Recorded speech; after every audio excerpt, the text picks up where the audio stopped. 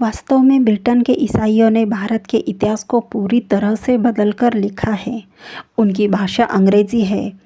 आप पहले पढ़ चुके हैं कि विश्व की अधिकांश प्राचीन भाषाओं की रचना संस्कृत से हुई है। एक यूरोपीय विद्वान लिखते हैं कि जिन जिन भाषाओं में संस्कृत का रिश्ता दिखाई देता हो वे सभी उस मूल देवदत्त साहित्य का ही अंग है, जिसे किसी एक मूल स्थान से पढ़कर मानव पृथ्वी के विभिन्न प्रदेशों में जाकर बसते रहे।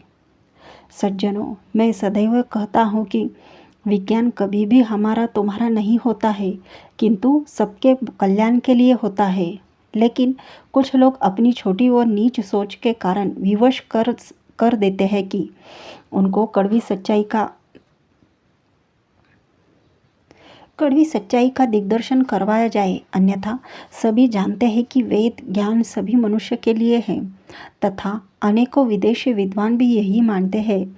एक विदेशी लेखक लिखता है कि ऋग्वेद यह केवल आर्यों का ही नहीं अपितु सारे मानवों का प्राचीनतम ग्रंथ है। अतः भले ही संसार में विज्ञान ने उन्नति की हो, किंतु वह केवल भौतिक उन्नति ही है, जिसके कारण संसार की आधी से अधिक आबादी साफ पानी तथा भोजन को तरस रही है। आज इस वैज्ञानिक उन्नति के कारण लगभग प्रत्येक मनुष्य समस्याओं से घिरा हुआ है तथा किसी न किसी बात को लेकर दुखी है। वेदों ने मनुष्य को केवल भौतिक ज्ञान नहीं दिया है, बल्कि आध्यात्मिक ज्ञान भी दिया है। आध्यात्मिक विद्या के बिना भौतिक वैज्ञानिक उन्नति विनाशकारी होती है। जैसे आकाश में उड़ते हुए विमान का ईंधन समाप्त होने पर वह गिरकर नष्ट हो जाएगा, वैसे ही बिना आध्यात्मिक उन्नति के भौतिक वैज्ञानिक उन्नति मानव सभ्यता का विनाश ही करेगी। वेदों द्वारा मनुष्य को दिया आध्यात्मिक ज्ञान कौन सा है, इस विषय को अगले अध्याय में लिखा जाएगा।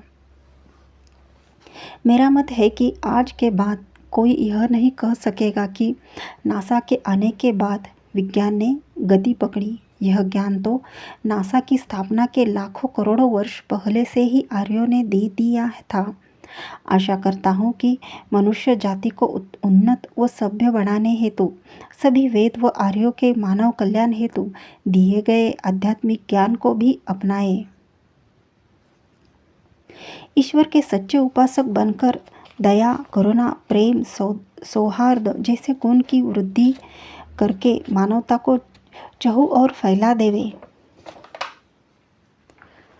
प्राचीन विज्ञान की एक झलक। विज्ञान की इस प्रगति में प्राचीन वैज्ञानिकों तथा गणितज्ञों का बहुत बड़ा योगदान है, जिनके ग्रंथ पढ़कर बाद में आने वाले वैज्ञानिकों ने विज्ञान की नई नई जानकारियों से अनेकों पदार्थ बना लिए हैं। उन प्राचीन ग्रंथों के लिखने वालों को संसार ने कभी सच्ची श्रद्धांजलि नहीं दी, बल्कि उनको गाय भैंस चराने वाले कहकर उनका उपहास ही किया है। यहाँ पर बड़े ही संक्षेप में आपको जानने को मिलेगा कि जिस विज्ञान पर संसार घमंड कर रहा है, उसका हजारों वर्ष पूर्व के प्राचीन ग्रंथों में उल्लेख किया गया है। यदि उल्लेख किया गया है तो उसका तात्पर्य यह है कि यह विद्या कभी न कभी संसार में अवश्य रही होगी। उत्थान के साथ पतन निश्चित है, अतः विज्ञान युग के पश्चात अंधकार युग का आना भी निश्चित है। यह वैज्ञानिक उन्नति सदा नहीं रहेगी। ऐसे समय पर मनुष्य का मार्गदर्शन प्राचीन शास्त्रों द्वारा ही होता है। अतः प्राचीन शास्त्रों के विषयों को समाज में सदा प्रचारित करते रहना चाहिए। कहा जाता है कि बिजली के आविष्कार के बाद विज्ञान ने बहुत तीव्र गति से उन्नति की है। अनेक प्रकार के पदार्थों के निर्माण का कार्य बिजली के कारण ही संपन्न हो पाया है। वास्तव में बिजली एक ऊर्जा है और हम सब जानते हैं कि पृथ्वी पर जीवन ही सूर्य की ऊर्जा के कारण संभव है। अतः बिजली से मनुष्य अनेकों प्रकार के लाभ ले सकता है। बिजली को संस्कृत में विद्युत कहते हैं तथा वेदों से इस विद्या का विस्तृत ज्ञान प्राप्त होता है। वेद में मंत्र आया है कि त्वमाग्ने पुष्करादध्यथर्वा निर्मंथन्त मूर्धो मूर्धन विश्वस्य वाग्धा। भावार्थ यह है कि हे विद्वांसों तथा पदार्थ विद्याविदो जना सूर्यादे सकाशाद विद्युत गृहीत्वा, अर्थात हे विद्वान लोगों, जैसे पदार्थ विद्या को जानने वाले जन विद्वान सूर्य आदि के समीप से बिजली को ग्रहण करके कार्यों को सिद्ध करते हैं, वैसे ही तुम सभी लोग करो। इस प्रकार सूर्य आदि से बिजली बनाने के निर्देश अनेकों वेद मंत्रों में है।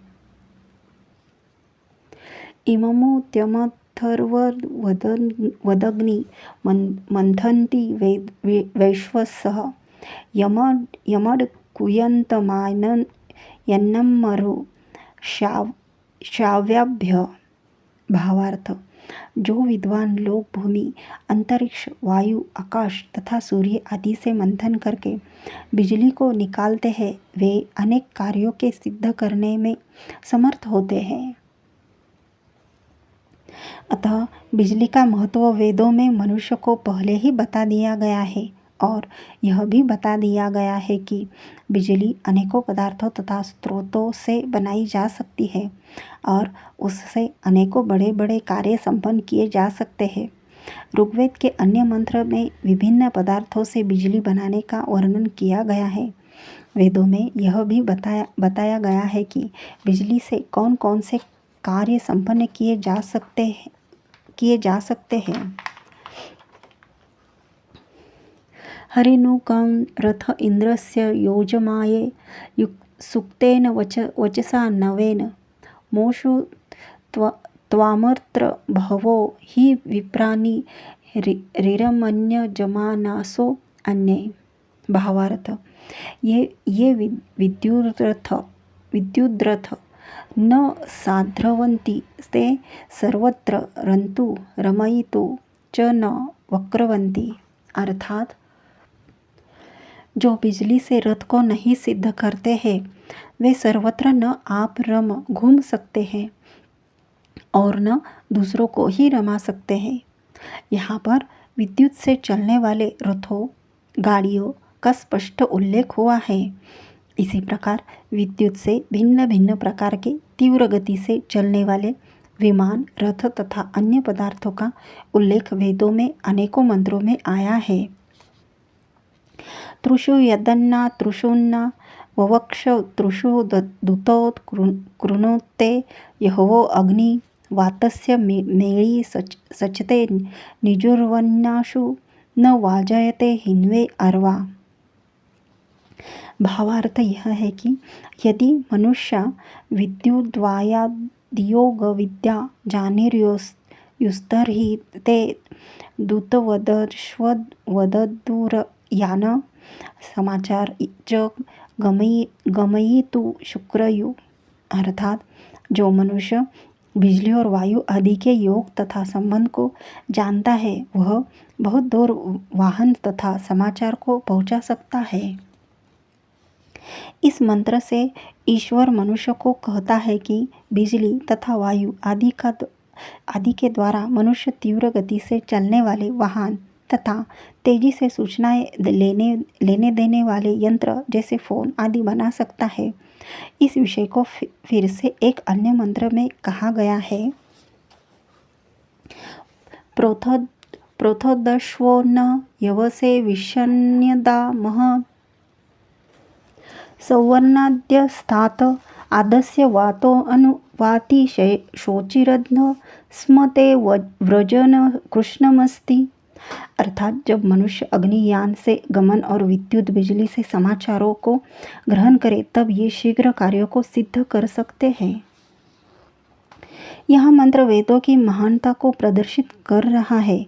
ईश्वर ने मनुष्य को स्पष्ट कहा है कि विद्युत से ऐसे ऐसे पदार्थ बनाए जा सकते हैं जिनसे दूर देश की बातें अत्यंत शीघ्रता से जानी जा सकती है।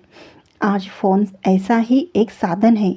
मोबाइल फोन आदि आने के बाद बिजली से चार्ज होते ही इलेक्ट्रॉन आदि विद्या के द्वारा शीघ्र बातें कही तथा सुनी जा सकती है।